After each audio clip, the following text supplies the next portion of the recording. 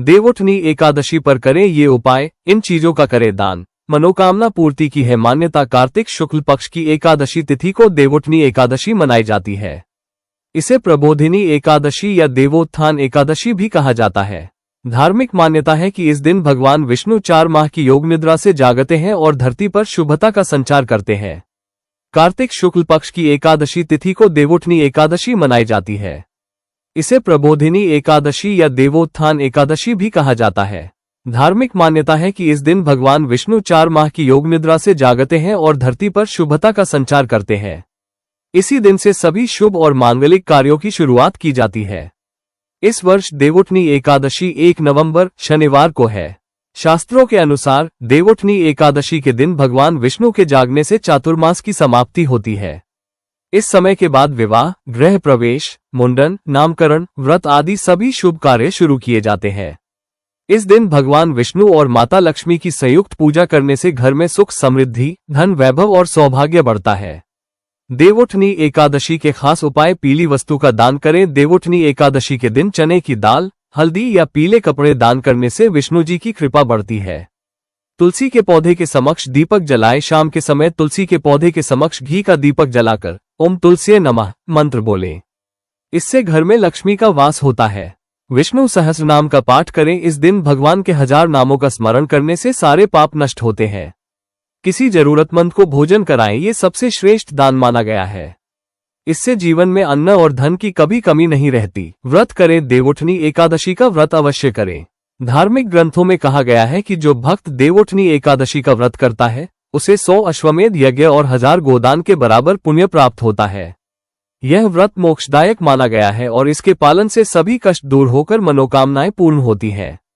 People वृक्ष के नीचे दीपक जलाए। देवउठनी एकादशी या तुलसी विवाह के दिन पीपल वृक्ष के नीचे दीपक जलाना और भगवान विष्णु को 5 पीपल के पत्ते अर्पित करना बहुत पुण्यदायी माना गया है। शास्त्रों में ये भी कहा गया है कि पीपल में स्वयं विष्णु, ब्रह्मा और शिव तीनों देवताओं का वास होता है, इसलिए यह उपाय अत्यंत शुभ और प्रभावकारी माना गया है। दीपदान करें। नदी या सरोवर में शाम को दीपक में तिल का तेल भरकर किसी नदी, तालाब या कुंड में प्रवाहित करें। यह उपाय करने से पितृ शांति, कर्ज मुक्ति की मान्यता है। तुलसी विवाह इस दिन ऐसे करें। पूजा नोट कर ले। सभी शुभ मुहूर्त। इस साल तुलसी शालिग्राम विवाह की तिथि लेकर थोड़ा भ्रम की स्थिति है। हर साल कार्तिक शुक्ल द्वादशी को इस पर्व का आयोजन होता है। देवउठनी एकादशी के अगले दिन तुलसी विवाह किया जाता है। हिंदू पंचांग के अनुसार इस वर्ष कार्तिक माह की शुक्ल द्वादशी तिथि 2 नवंबर सुबह 7:31 से लेकर 3 नवंबर सुबह 5:07 तक है। तुलसी विवाह कब है? इस साल तुलसी शालिग्राम विवाह की तिथि लेकर थोड़ा भ्रम की स्थिति है। हर साल कार्तिक शुक्ल द्वादशी को इस पर्व का आयोजन होता है। देवउठनी एकादशी के अगले दिन तुलसी विवाह किया जाता है।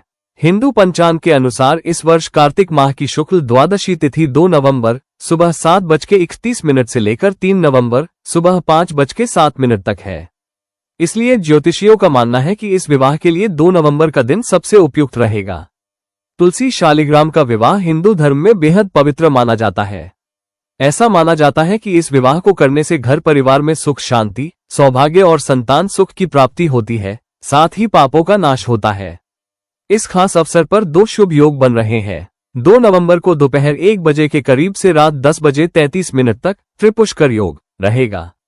उसके बाद रात 10:34 से अगले दिन सुबह 5:34 तक सर्वार्थ सिद्धि योग रहेगा। इन दुर्लभ योगों के मिलने से इस वर्ष का तुलसी शालिग्राम विवाह विशेष महत्व का हो गया है।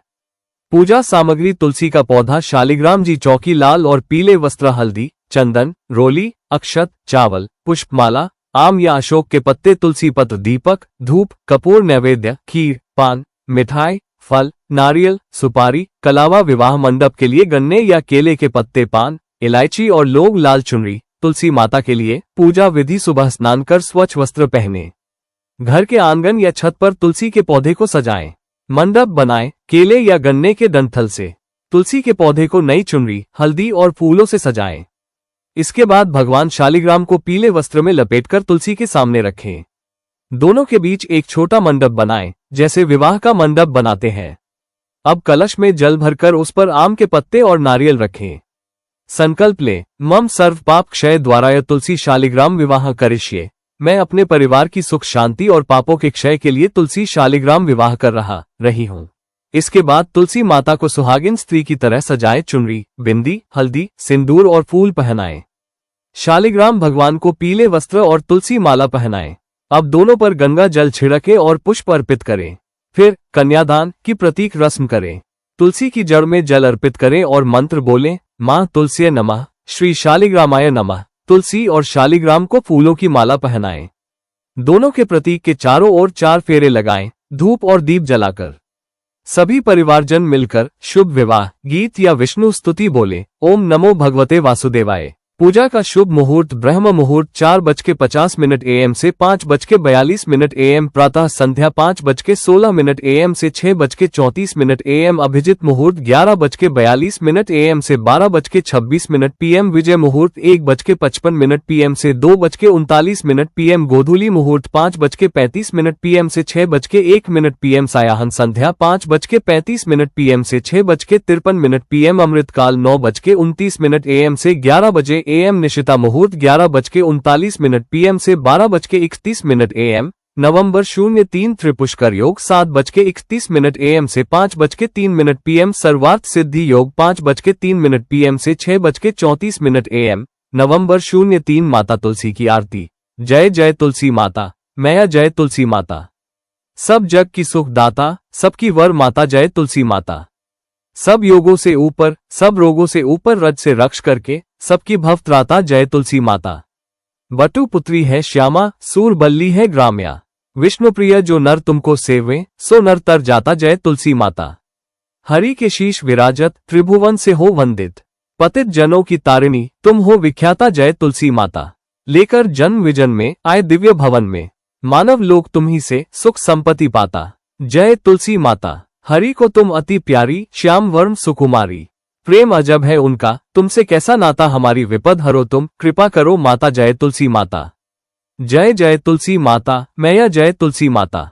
सब जग की सुख दाता, सबकी वर माता।